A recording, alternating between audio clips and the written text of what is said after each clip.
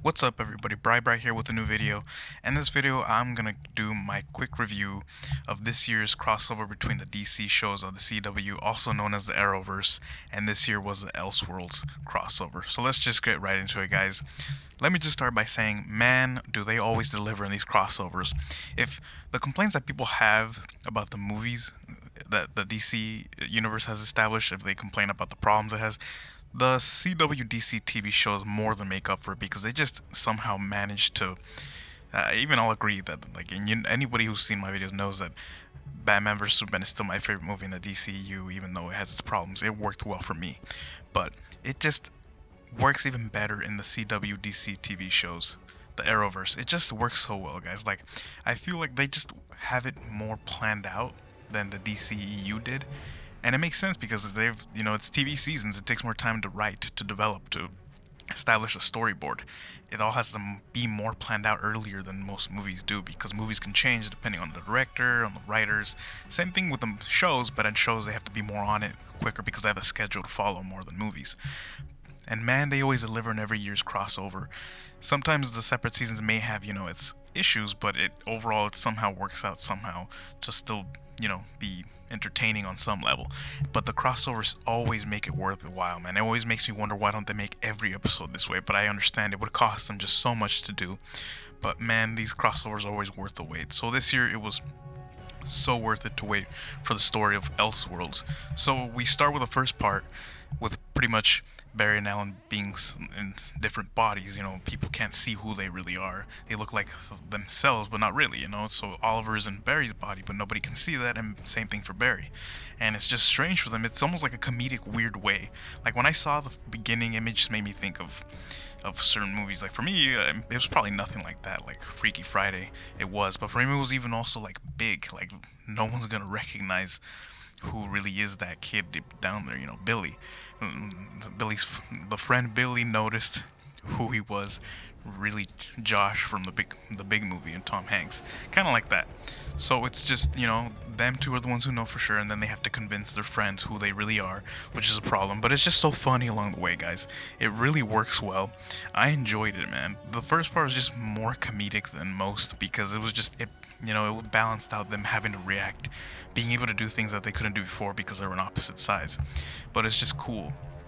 And then they have to, of course, find a way to fix this. So of course they travel to the world where one person can for sure figure out who they really are, which is Supergirl. And that's where the other crossover comes in, because with her characters they come in, and then of course Superman is this. And so it's pretty cool to see him come back. The actor portrays him, because I mean, this storyline really works well. I just wish we'd see more of him, but I get it, it's Supergirl's story, not his. So it's just cool whenever they bring him in, and I'm glad they brought him in for this year's crossover. It was just so cool. So you see them trying to figure out what's happening. You know that it's going to take something to fix, and then of course it's going to be a big issue. And of course you have the Monitor, who's the reason behind all this. And I know he may seem like a villain, but deep down he's really not. It's just the way he's handling things is just strange and messed up, messing with their lives and allowing their lives to be messed up as well. It's just crazy. But the Monitor is not evil. He's just in his own way trying to see how he can prepare them for what's coming, because obviously something else is coming along their way. So he just allows this chaos to get out of hand until to see if they're at least somehow able to handle it. And that's what this first part pretty much about, just trying to figure out what's going on. And it was fun. It was just full of comedic moments. You could tell that the actors had so much fun filming this and just having a good time with it, and that's what makes it even cooler, you knowing that they're so having fun with the filming, the lines they get, just so cool. It was just amazing to see this. So that pretty much wraps up for the first part, and the second part is more about them knowing now who they're trying to deal with. The doctor who was given the book to create the reality, and they have to figure out where he is, why he's doing this, to get that deep down, and then of course eventually getting into the why the Monitor is choosing this. And yeah, it's just so cool. This second part was a little bit more serious, and it makes sense, guys, because in this part of this episode takes place, well, actually most of it takes place in Gotham City, where they introduce Batwoman, and man, oh man, guys, does she steal the show. Ruby Rose, awesome. I can't wait to see the show she's gonna be in. she just stole the show right away, guys. She really did. I mean, I know we got, if you watch the episode, you got quick little glimpses, you got little Easter eggs about Batman existing in this universe, and that's the best they can do. They don't have, even if they did have the properties, I don't see how they would establish the Batman so quickly in the storyline. So that's why they went with someone close to Batman, which was Batwoman, and that's just so cool, man. The outfit, the character was just so cool. She's just so she reminded me so much of why I like Batman. It's just the darkness, the cool style of it. It's just so it works so well.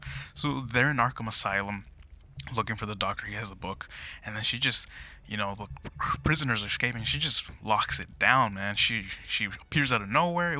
It basically was Batman just with Batwoman, and that's what's cool. You got the vibe there. So whether Batman shows up in this universe or not, eventually it'll be enough with Batwoman around because that's the closest we can get, and that's okay because it feels like it's already in the Batman universe, and that's cool. So I really enjoyed that, and as well as seeing the problems that the guys, Barry and Oliver have to deal with now that they're actually having to fit into the roles they take. Now Barry has to become Oliver and Oliver has to become Barry. It's just cool to see how they were able to show how these characters have to pretty much adapt in order to do what has to be done to fix the world. And it was just so cool, man. And of course, for me, was how the best part for me in this episode was just seeing how they had to fight their counterparts. It was so cool seeing Oliver as a Flash having to see his worst enemy, Reverse Flash, and for Barry Allen having to see Malcolm Merlyn. That was just so cool, guys.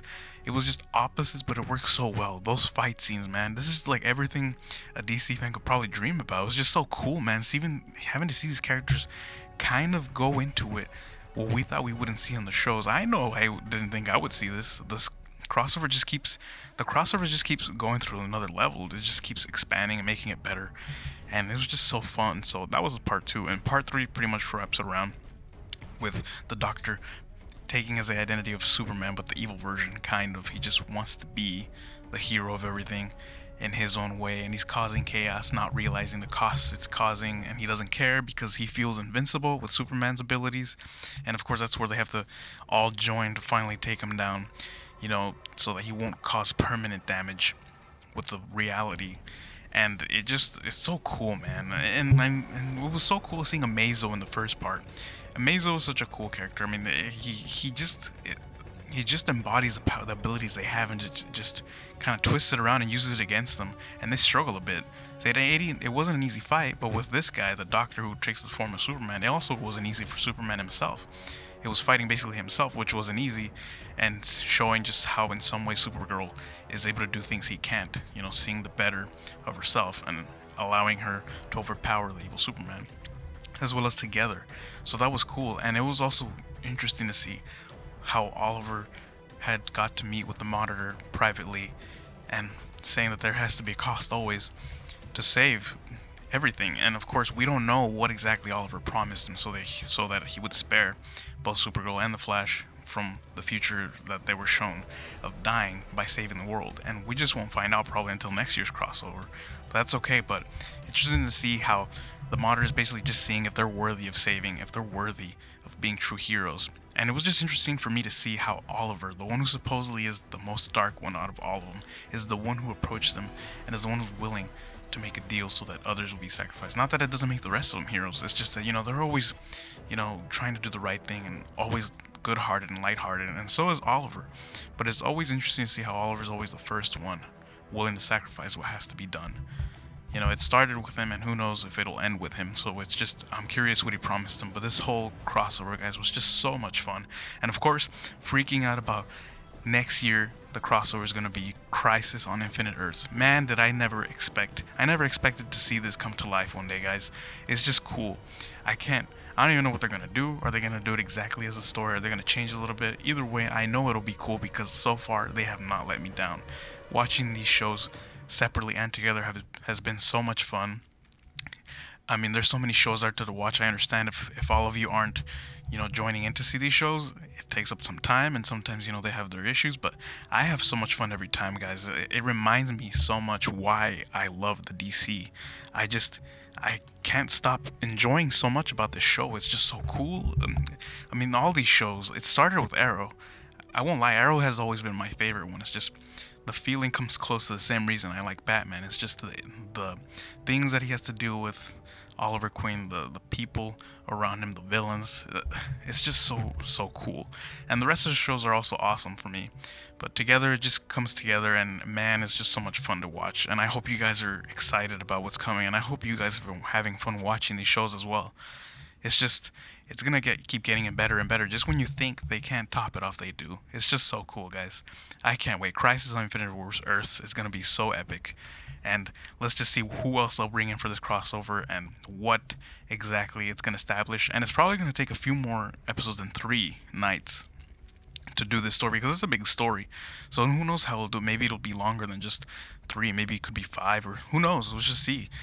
But I know it's going to be great. I know it's going to be awesome. So I hope you guys had fun watching this, because it was definitely an awesome crossover, and I can't wait to continue seeing the separate shows on their own time.